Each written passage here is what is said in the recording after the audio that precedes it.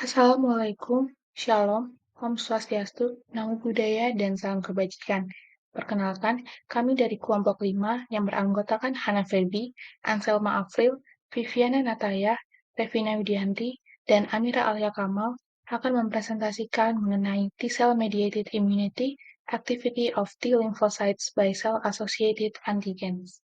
T-cell mediated immunity merupakan respons imun yang tidak melibatkan antibodi, melainkan melibatkan aktivasi makrofag dan sel natural killer, produksi limfosit T sitotoksik spesifik antigen, dan pelepasan berbagai sitokin sebagai respons terhadap antigen. T-cells ini memainkan peran utama dalam membela tubuh terhadap berbagai patogen, seperti virus, bakteri intraseluler, sel kanker, dan lain sebagainya. Pemeran utama imunitas seluler merupakan limfosit T, atau yang kita kenal dengan T-cell. Mereka berkembang di timus dalam tubuh. Selama proses pematangan, miliaran variasi T-cell terbentuk, masing-masing membawa protein permukaan yang unik yang disebut TCR atau T-cell receptor. Populasi helper T-cells memiliki reseptor bernama CD4+, sedangkan populasi cytotoxic atau killer T-cells memiliki reseptor bernama CD8+. Berikut merupakan perbandingan antara CD4+ T-cells dan CD8+ T-cells. CD4+ T-cells merupakan helper T-cells yang mengekspresikan glikoprotein CD4 pada membran sel sebagai reseptor T-cell. Mereka bertanggung jawab atas aktivasi atau penekanan fungsi sel lain dalam sistem kekebalan. Mediasi ini terjadi melalui berbagai jenis sitokin yang disekresikan oleh CD4+ T-cell. Sel antigen presenting, termasuk makrofag, neutrofil, dan sel dendritik, mengambil patogen ekstraseluler, termasuk bakteri dan virus, untuk menghancurkannya saat memproses antigennya. Antigen yang diproses disajikan pada membran antigen presenting cells bersama dengan molekul MHC class II. Pencarian CD4+ T-cells mengenali antigen ini melalui reseptor T-cells dan mengeluarkan sitokin. Sedangkan CD8+ T-cells merupakan cytotoxic T-cells yang mengekspresikan glikoprotein CD8 pada membran sel sebagai reseptor T-cells-nya. Fungsi utamanya adalah menginduksi kematian sel pada sel yang terinfeksi virus dan sel tumor, baik melalui lysis cell, melalui degranulasi, atau apoptosis. Di sini, semua sel berinti dalam tubuh dapat menghadirkan antigen ke T-cell CD8+, bersama dengan molekul MHC kelas 1. Setiap sel yang terinfeksi virus dapat menghadirkan antigen virus ke T-cell CD8+. Setelah dikenali, CD8+ T-cells ini menginduksi kematian sel dari sel yang terinfeksi tersebut.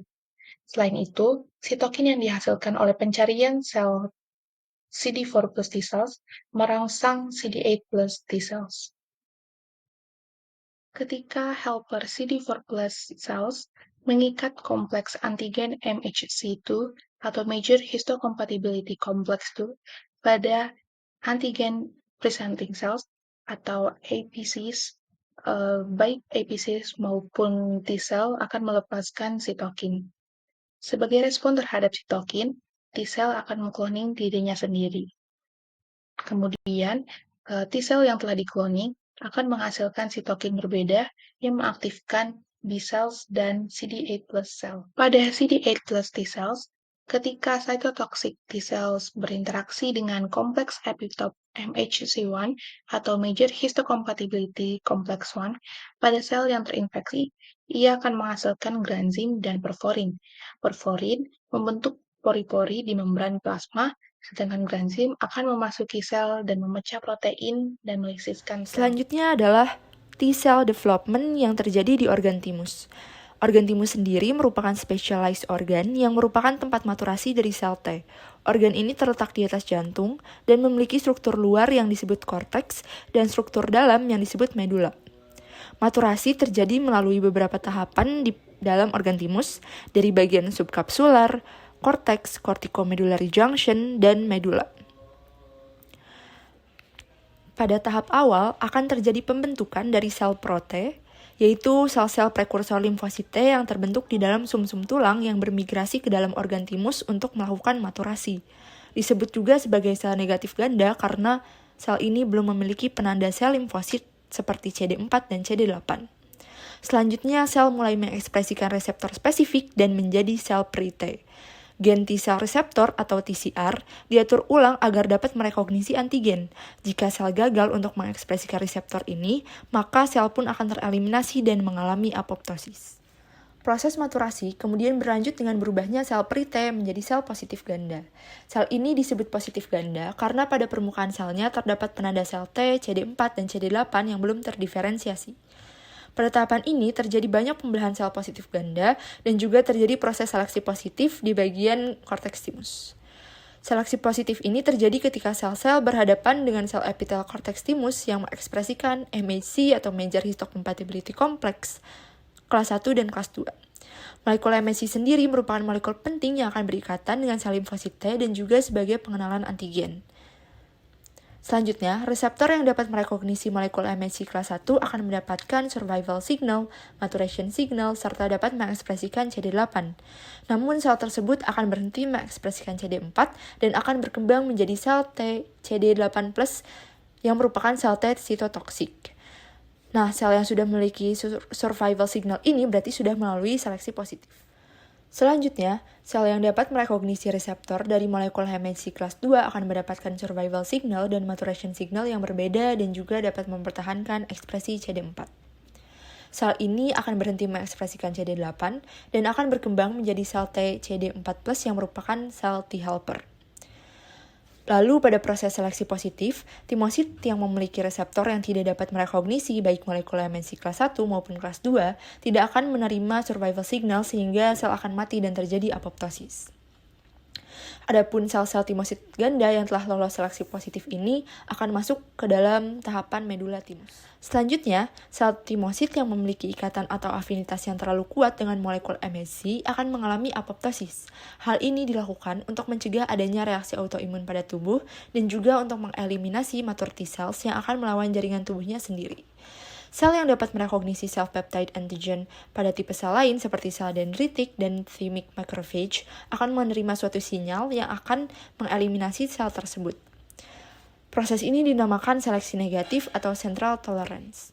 Sel yang telah survive atau masih bertahan dari kondisi-kondisi yang sebelumnya merupakan naive T cell yang belum teraktivasi.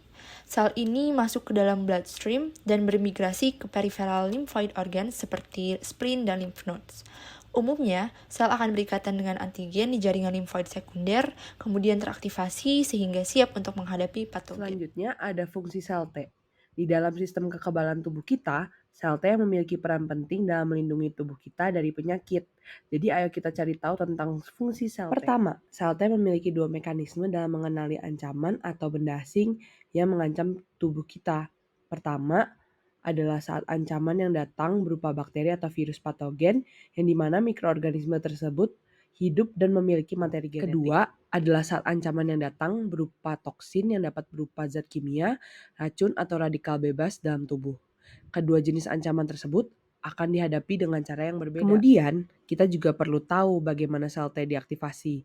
Jadi, cara mengaktifasi sel T ada dua cara. Yang pertama adalah adanya antigen yang dikenali sebagai salah satu kunci bahwa ada sesuatu yang tidak normal dalam tubuh. Nantinya sinyal akan diterima oleh sel T. Kemudian cara kedua, pada saat sel T yang sudah dewasa atau yang dapat langsung mengenali antigen dapat mengiluminasi sel T sitotoksik. Kemudian kita juga perlu tahu tugas sel T yang dapat dibagi menjadi dua. Yang pertama adalah sel T helper yang berperan sebagai koordinator sistem kekebalan tubuh yang juga bertugas untuk berkomunikasi dengan sel-sel lainnya dan membantu mengatur respon kekebalan tubuh terhadap ancaman. Sel T helper memiliki beberapa jenis yang berperan berbeda dalam respon kekebalan tubuh. Kemudian ada juga sel T killer. Sel T killer berperan sebagai pelaku dalam respon dan menghancurkan ancaman seperti sel-sel yang terinfeksi virus dan sel kanker. Mengenali dan menghancuri sel-sel target yang terinfeksi atau berpotensi menjadi kanker adalah tugas sel T killer. Sel T killer tidak terlibat dalam koordinasi respon kekebalan tubuh, melainkan bertindak langsung kepada sel-sel toksik. Setelah memahami fungsi sel T, marilah kita melihat cara kerja sel T di dalam tubuh. Secara sederhana, mekanisme diawali ketika sel asing hadir pada tubuh kita. Antigen presenting cell atau APC akan mengikat dan memproses antigen dari sel asing tersebut hingga terbentuk kompleks APC antigen. Selanjutnya, APC mempresentasikannya kepada sel T. Sebelum itu, untuk mengaktifkan sel T, dibutuhkan dua jenis sinyal antara APC dan sel T. Signal pertama merupakan interaksi antara Major Histocompatibility Complex atau MHC, yakni bagian dari APC, dan TCR, yakni bagian dari sel T. Sinyal kedua berupa interaksi antara B7 ligan dan C28. Dari serangkaian sinyal tersebut, barulah sel T teraktivasi dan berproliferasi untuk menghancurkan sel asing dengan lisis. Setelah memahami fungsi sel T, marilah kita melihat cara kerja sel T di dalam tubuh. Secara sederhana, mekanisme diawali ketika sel asing hadir. Untuk dapat lebih mudah memahami cara kerja sel T, dapat dibayangkan sel T sebagai tamu spesial di sebuah restoran, sementara sel antigen presenting atau APC adalah seorang pelayan. Sel T limfosit adalah tamu yang sangat spesial dan hanya akan makan jika makanannya disajikan dengan benar. Diibaratkan nampan yang dibawa oleh pelayan untuk membawa makanan yang dalam konteks ini adalah antigen, itu disebut MHC. Sel T akan menerima piring tersebut dan jika antigen yang disajikan sesuai, sel T akan makan atau diaktifkan.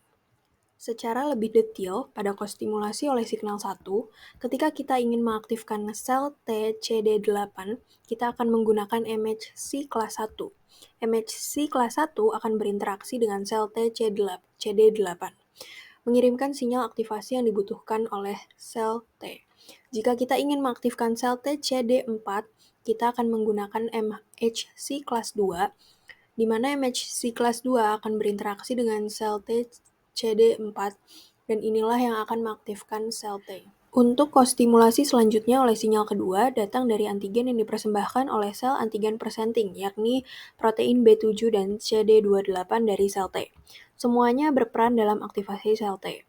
Serangkaian kostimulasi tersebut akan menimbulkan peningkatan ekspresi kostimulator yang memicu sekresi sitokin untuk akhirnya mengakibatkan sel T berproliferasi. Setelah proliferasi atau pembelahan, sel T terjadi sebagai respons terhadap aktivasi oleh antigen. Langkah-langkah selanjutnya dalam respons kekebalan tubuh dapat beragam tergantung pada jenis sel T yang terlibat dan jenis patogen atau antigen yang memicu respons tersebut. Selanjutnya adalah pengaplikasian dari T-cell. T-cell yang telah dimodifikasi banyak digunakan pada medical therapy. Salah satunya adalah chimeric antigen receptor atau CAR T-cell therapy, di mana CAR T-cell therapy ini merupakan jenis pengobatan imunoterapi kanker yang menggunakan imun sel yang disebut juga dengan T-cell yang diubah secara genetik di laboratorium agar sel tersebut dapat menghancurkan sel kanker dengan lebih efektif. T-cell sendiri dapat digunakan untuk mengeliminasi antigen yang ada di tubuh dengan reseptor yang ada pada permukaan sel yang dapat mengenali antigen. Ketika sistem imun menyadari ada benda abnormal, maka sel akan langsung mengeliminasi benda tersebut. Berbeda pada sel kanker. Terkadang, sel kanker dapat menipu imun sistem kita dengan menyamarkan dirinya sebagai sel sehat atau dengan menumbuhkan begitu banyak antigen pada permukaan, sehingga menghalangi T-cell untuk memberikan serangan yang efektif. Terapi CAR T-cell merupakan salah satu cara untuk mengatasi penipuan tersebut. Ribuan T-cell milik pasien akan dikumpulkan melalui proses yang mirip seperti donor darah, dan T-cell akan direkayasa menggunakan virus yang dimodifikasi dan tidak aktif yang tidak dapat menyebabkan penyakit, tetapi dapat memasukkan informasi genetik ke dalam tubuh. T-cell akan diprogram ulang sehingga dapat menghasilkan reseptor khusus yang disebut dengan chimeric antigen receptor atau CAR pada permukaannya. Sel yang telah direkayasa akan ditumbuhkan di laboratorium dan dimasukkan kembali ke dalam pasien. Reseptor tersebut akan memungkinkan mereka untuk menempel pada antigen spesifik pada sel tumor dan menghancurkannya. Pengaplikasian selanjutnya itu ada pada checkpoint blocker therapy, merupakan sejenis imunoterapi di mana terapi ini tuh menggunakan obat-obatan yang akan memblokir checkpoint protein yang berbeda. Ini digunakan untuk memblokir protein yang menghentikan sistem kekebalan tubuh untuk menyerang sel kanker, di mana T-cell ini tuh memiliki proteinnya yang dapat mengaktifkan respon imun dan protein lain yang digunakan untuk mematikannya yang juga diketahui dengan checkpoint inhibitor. di mana immune checkpoint ini digunakan untuk menjaga T-cell agar tidak aktif hingga diperlukan, sehingga T-cell tidak akan merugikan sel normal. Nah, aktivitas dari T-cell ini dikontrol oleh immune checkpoint, di mana positif immune checkpoint itu untuk membantu T-cell untuk bekerja, sedangkan negatif immune checkpoint itu dapat memberhentikan T-cell. Sistem imun yang membantu dalam proses penyerangan sel kanker yaitu T-cell, di mana pada permukaan T-cell terdapat reseptor yang memiliki fungsi yang berbeda. Salah satunya berperan sebagai gas pedal pada mobil yang akan mengaktifkan T-cell, dan yang satunya berperan sebagai rem yang dapat menghentikan T-cell. Nah, dan drugs checkpoint inhibitor itu dapat melepaskan rem sehingga dapat mengizinkan imun sistem untuk menginjak gas dan membiarkan T-cell bekerja. Sel kanker telah mempelajari sistem rem tersebut. Mereka dapat membuat molekul yang dapat mengaktifkan rem pada T-cell tersebut, sehingga checkpoint inhibitor akan memblokir interaksi dan merampas pertahanan dari imun sel kanker. Jadi kesimpulan, T-cell itu merupakan sejenis respon imun yang melibatkan aktivitas dari sistem imun lain sebagai respon terhadap antigen, dan ada T-cell memory yang digunakan untuk mengingat antigen tertentu yang telah dijumpai sehingga dapat memberikan perlindungan dalam jangka panjang. Dan keberadaan T-cell itu sangatlah penting dalam melawan infeksi, baik virus, infeksi intraseluler, dan juga sel kanker. Di mana terdapat dua tipe dari T-cell, yaitu T-cell CD4 plus T-cell yang mana helper yang digunakan untuk membantu dalam koordinasi dengan sistem imun, dan CD8 plus T-cell killer yang membantu melawan dan menghancurkan sel yang terinfeksi. Di mana T-cell yang telah dimodifikasi itu dapat digunakan sebagai terapi berbagai penyakit seperti CAR T-cell terapi dan checkpoint blocker terapi yang digunakan dalam terapi sel kanker. Sekian presentasi yang dapat kami sampaikan. Terima kasih telah mendengarkan.